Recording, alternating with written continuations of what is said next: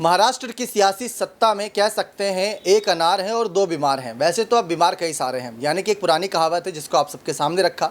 और यहाँ पर एक अनार की जगह यहाँ पर मुख्यमंत्री पद है और इस मुख्यमंत्री पद के दावेदार कई सारे हैं, क्योंकि भारतीय जनता पार्टी से खुद देवेंद्र फडणवीस और उनके बाद कई और नेता अपनी बारी का इंतजार कर रहे हैं।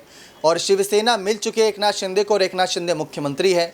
और उद्धव जो गुट है वहाँ से आदित्य ठाकरे और खुद उद्धव ठाकरे दावेदार है। शरद पवार की पार्टी से अजीत पवार दावेदार हैं। लेकिन बात आती है कि ये सारे नेता तो खुलकर बयानबाजी भी करते हैं मुख्यमंत्री पद को लेकर।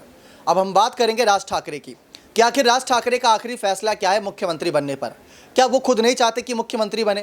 क्योंकि जब शिंदे बगावत करके आए, फडणवीस के पास गए, फडणवीस ने उन्हें मुख्यमंत्री बनाया अमित शाह और मोदी के कहने पर, और फडणवीस खुद डिप्टी सीएम बन गए।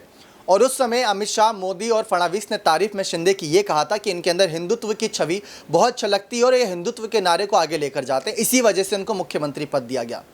और अगर अब आपके सामने सच्चाई बताएं तो असल मायने में हिंदुत्व का जो सबसे बड़ा प्रतीक और हिंदुत्व के लिए जो सबसे ज़्यादा जंग लड़ता है महाराष्ट्र में, वो नाम है राज ठाकरे का। याद करिए, पिछले साल लाउड स्पीकर का मामला चल रहा था, उसमें सबसे ज़्यादा आवाज़ किसकी आ रही थी? राज ठाकरे की, जो कि हिंदू मुस्लिम के बीच ही विवाद था एक तरीके से लाउड स्पीकर को लेकर, अजान वर्सेस हनुमान चालीसा। तो वहाँ पर राज ठाकरे ने अपने आप को पेश किया था। तो इससे साफ पता चलता है कि राज ठाकरे भी एक हिंदुत्व की छवि को पेश करते हैं। और फडणवीस कई बार उनसे गठबंधन की पेशकश भी रख चुके हैं, लेकिन राज ठाकरे अकेले चलना चाहते हैं। वो किसी के साथ ना ही किसी के समर्थन में झुकना चाहते हैं। तो ये बात साफ होती नजर आ रही है। लेकिन जिस तरीके से महाराष्ट्र की सियासी सत्ता में राज ठाकरे का मुख्यमंत्री पद को लेकर ऐलान है, उनका कहीं ना कहीं इशारा ना में है, क्योंकि खुद बाला साहब ठाकरे कभी इस पद के लालची नहीं हुए। और बाला साहब ठाकरे के असल मायने में विचारों पर राज ठाकरे चल रहे हैं। राज ठाकरे ने शिवसेना छोड़कर, मातोश्री छोड़कर खुद की नई पार्टी बनाई, इस उम्मीद में कि उनकी पार्टी असल मायने में हिंदुत्व को जिंदा रखेगी और बाकी नेताओं को भी आगे लेकर चलेगी साथ में। कांग्रेस पार्टी के रविंद्र धांगेकर की जीत हुई। आपको बता दें, जो कस्बा सीट से जीत हुई वो पहले कहीं ना कहीं राज ठाकरे की पार्टी में ही थे, उससे पहले शिवसेना में थे, यानी राज ठाकरे के साथ ही थे। और उसके बाद भी राज ठाकरे का ये दबदबा अभी भी कायम है। तो कुल मिलाकर देखा जाए, राज ठाकरे ने बात साफ कर दी है कि महाराष्ट्र का मुख्यमंत्री मैं नहीं बनूंगा, लेकिन मेरी पार्टी से अगर कोई बनेगा तो मैं किंग मेकर कहलाऊंगा। यानी कि मैं अब मुख्यमंत्री नहीं बनूंगा बल्कि मुख्यमंत्री बनाऊंगा। मैं किंग मेकर हूं, ना कि किंग। तो ये बात साफ कर दी गई है उनके द्वारा। जैसे कि शिंदे की बात करें, शिंदे को फ्लोर टेस्ट में 164 करीब यहाँ पर आंकड़ा मिला था, जो 160 के प्लस था।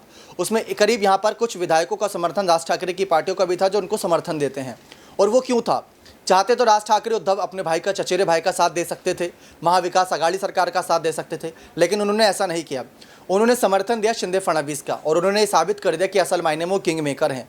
भले एक विधायक उनका समर्थन दे रहा है, लेकिन फिर भी उनका समर्थन बहुत लाजमी है। तो इस तरीके से यहाँ पर राज ठाकरे ये चाहते हैं कि कोई भी महाराष्ट्र की सत्ता को संभाले, लेकिन पक्ष निष्पक्ष की बात ध्यान में रखते हुए, हिंदुत्व को ध्यान में रखते हुए अपने फैसले सुनाएं, जो एक नाथ शिंदे बखूबी काम करते नजर आ रहे हैं। अब देखते हैं क्या कुछ यहाँ पर अगला कदम रहता है बीएमसी चुनाव को लेकर, क्योंकि विधानसभा चुनाव को लेकर उनकी स्थिति साफ है कि उनकी पार्टी चुनाव तो लड़ेगी, लेकिन मुख्यमंत्री चेहरा क्लियर नहीं होगा और ना ही वो खुद मुख्यमंत्री चेहरा बनेंगे। अगर जीत जाते हैं या बड़ी जीत हासिल होती है या कोई पार्टी उनको मुख्यमंत्री पद का दावेदार बनाती है, तो बात अलग होगी, तो नज़रिया अलग होगा, तो सत्ता खेल बदलता नजर आएगा। देखते हैं राज ठाकरे का अगला कदम क्या होगा। इस पर अपनी राय जरूर रखिएगा कि क्या राज ठाकरे को कभी मुख्यमंत्री पद की लड़ाई लड़नी चाहिए या नहीं। बने चैनल के साथ बहुत बहुत धन्यवाद।